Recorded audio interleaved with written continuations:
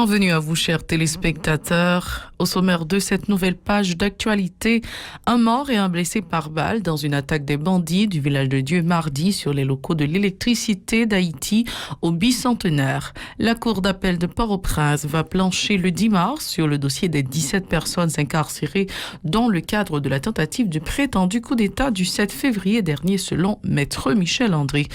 Par ailleurs, le farouche opposant au régime PHTK reproche à l'exécutif d'avoir accordé 8000 hectares de terre à la famille Aped à Savandiane, limitrophe de 3 départements. Plusieurs membres du barreau de Port-au-Prince dénoncent le silence des autorités sur le débrayage des magistrats qui entravent le bon fonctionnement du système judiciaire. Et puis, dans l'international, l'Organisation de coopération et de développement économique, OCDE, appelle les gouvernements à accélérer la vaccination pour soutenir la croissance. Par ailleurs, après 10 ans de guerre en Syrie, des enfants sont sans avenir dans leur pays, selon l'ONG Save the Children. Restez branchés, les détails c'est tout de suite. Si vous jugez que cette vidéo est intéressante, n'hésitez pas à liker et partager la vidéo. Et surtout, n'oubliez pas de vous abonner à cette chaîne et activer la cloche de notification pour ne pas louper aucune de nos vidéos. Si vous nous rejoignez maintenant, vous êtes sur la télé Pacifique, vous suivez Info Pacifique, le développement. Des bandits armés opérant au village de Dieu au bicentenaire ont attaqué à la mi-journée les locaux de l'électricité d'Haïti à la rue Joseph Janvier. Une personne se trouvant dans les parages a été tuée et un employé a été blessé.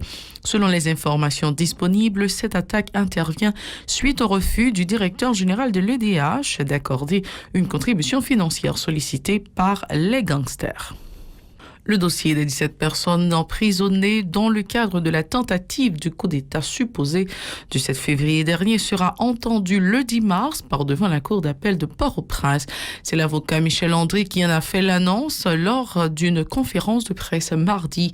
Les intéressés avaient interjeté appel suite au refus des autorités judiciaires de les relâcher alors que le juge Yvikel d'Abrésil, également arrêté et écroué dans le cadre de ce dossier, a pu recouvrer sa liberté après une action en habeas corpus.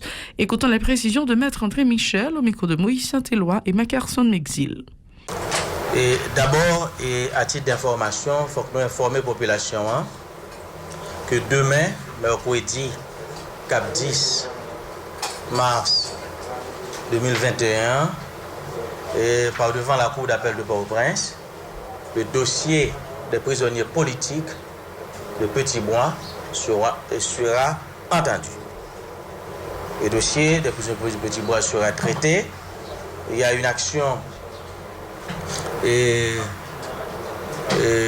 en habeas corpus qui a été introduite à la Croix des Bouquets, une ordonnance qui rend. C'est une ordonnance qui viole le principe de l'égalité des citoyens devant la loi. Nous avons fait appel de cette ordonnance et demain, cette affaire sera entendue à la cour d'appel de Port-au-Prince. À titre d'information.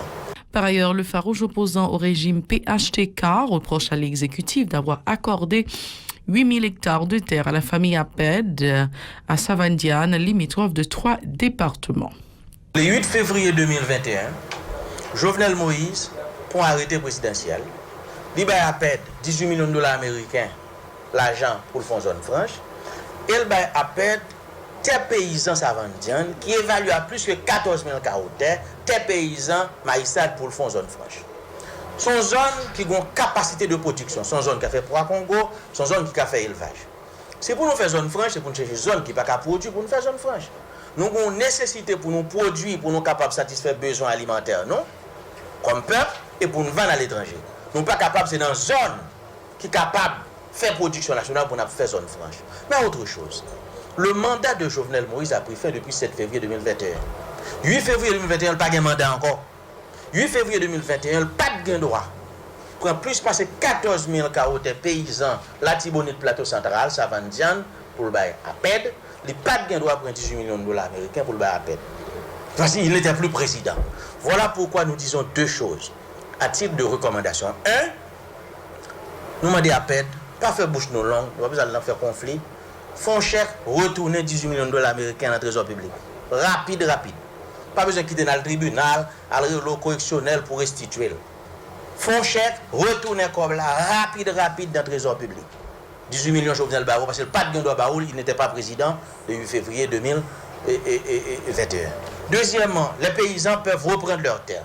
Plusieurs membres du barreau de Port-au-Prince dénoncent le silence des autorités sur le débrayage des magistrats qui entrave le bon fonctionnement du système judiciaire, une situation qui a de graves incidences sur la lutte contre la détention préventive prolongée, fait remarquer Maître Arnel Rémy, ajoutant que l'insécurité qui s'installe au bicentenaire a aussi contribué à paralyser les activités au palais de justice. Selon lui, les détenus seront pénalisés davantage si la crise persiste. Maître Arnel Rémy au micro de Moïse Saint-Éloi et Mackerson Mexil. La justice a dit marrer dans pied table pouvoir. Les juges ne sont pas indépendants. Les juges ne peuvent pas travailler. Les commissaires ne peuvent pas travailler en toute quiétude. Bon tribunal là même c'est tête chargée. Non seulement il y a grève, mais lors de ce tribunal, M. Michel, si ou pas de bon pied ou pas vivre. Bon insécurité généralisée dans le tribunal là. Il dit Jovenel a 5 ans, juste ça fait 5 ans pas de travail. Jovenel a 5 ans, tribunal fait 5 ans fermé. Bon, on t'y malheureux même qui fait 20 ans, l'assemblée $20,000 américains pour lâcher 4 centièmes. Vagabond monter sous lui, voler monter sous lui. Il dit parce que mon président qui est là pour faire respecter, pour s'assurer de la bonne marche de toutes les institutions, mais qui n'est pas en mesure permettre que juste ça fonctionne. Le petit haïtien pas qu'à tribunal, le petit machin pas qu'à tribunal, les tribunaux de paix fermés, les tribunaux de paix Pétionville, pas de courant, pas de génératrice, pas de rien. Les bons saletés généralisées dans le tribunal, nous-mêmes comme avocats, ça ne fait pas notre fierté. Et dans les autres pays européens, un tribunal fonctionne, mais il n'a pas fonctionné, ça aurait été un scandale. Mais en Haïti, c'est la normale. Tout va bien, madame la marquise. Donc c'est dans ce sens, moi-même, moi invite l'opinion nationale et internationale. Moi invite la population. Bon, lui-même, probable, même pour cadeau, faut marche, pour demander le respect du droit d'accès à la justice de chaque citoyen.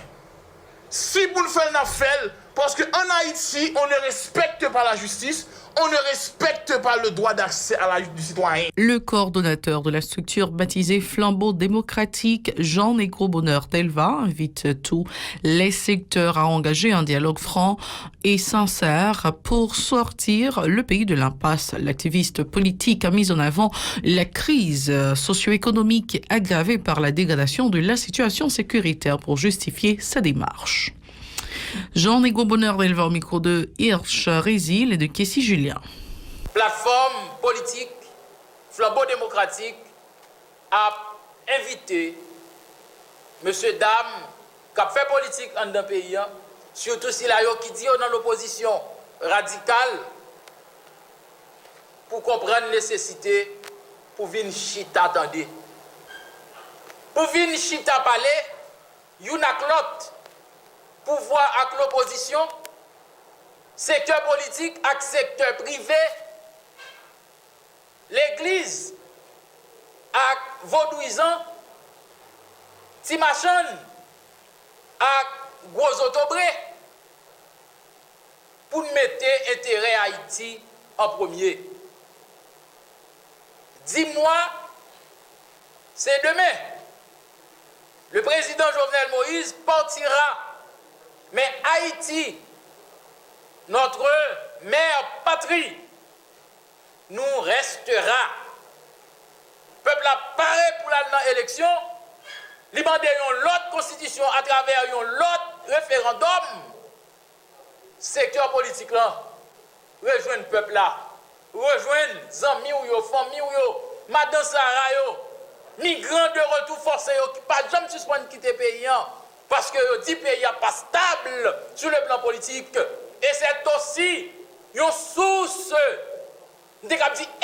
intarissable de misère que nous connaissons dans le pays. Pour sa part, le porte-parole de cette structure, Cristallin Joseph, a prévenu que la persistance de la crise ne sera pas sans conséquence sur les couches défavorisées de la population. Il reproche aux acteurs d'avoir raté plusieurs occasions d'entamer le dialogue en vue d'une solution à la crise. Écoutons. Haïti, ça que nous tous disons nous remet en pile là. Jodi, nous ne pouvons pas mettre l'Italie là. Son pays nous finit avec elle. Son pays n'a détruit. Comment nous, Chita a détruit ça, nous dit nous remet. Frères politiciens, Nous tous disons nous aimer peuple en pile. Nous toujours à parler dans l'intérêt peuple là, suivant ça nous dit. Mais il ne faut pas oublier, les nous dit d'après revendiquer ça nous gagne en termes de droit, c'est violer ça peuple là lui-même, il gagne comme droit. C'est détruire ça gagne comme intérêt. Quelle soit tranquillité ou instabilité, il va sauter dans le ciel. Il va sauter tomber là. Instabilité, c'est une programmation de nos frères haïtiens. La paix ou la tranquillité, depuis nos volontés, n'a pas établi. Mais tout ça doit passer par une entente, par une conciliation, par une prise de conscience de nos frères haïtiens. Et puis, dans l'international, l'Organisation de coopération et de développement économique, OCDE, appelle les gouvernements à accélérer la vaccination pour soutenir la croissance. Cette recommandation est publiée mardi par cette structure dont les dernières perspectives économiques sont plutôt encourageantes. L'institution a en effet revu nettement à la hausse ses prévisions pour l'économie mondiale. En 2021, l'OCDE table désormais sur une progression de 5,6% du PIB en hausse de plus d'un point par rapport à la précédente estimation en décembre, due en partie du stimulus budgétaire américain et au déploiement de la vaccination. Pour la zone euro, la révision à la hausse est moins marquée, plus 3,9% contre 3,6% en décembre, après un recul de 6,8% PIB européen en 2020. Et maintenant, nous sommes en Syrie. Après 10 ans de guerre, des enfants sont sans avenir dans leur pays, selon l'ONG Save the Children. Ils ne voient pas d'avenir dans leur pays. C'est le constat de l'ONG Save the Children au terme d'une enquête menée auprès de centaines d'enfants en Syrie et à l'étranger. Près de 2000 enfants ainsi que les personnes qui s'occupent d'eux ont été interrogés en Syrie et dans plusieurs pays où ils se sont réfugiés. Selon l'organisation, un enfant déplacé sur 3 dit préférer vivre dans un autre pays. C'est la fin de ce journal. Merci d'avoir été avec nous encore une fois sur la Télé Pacifique. Au revoir, à la prochaine.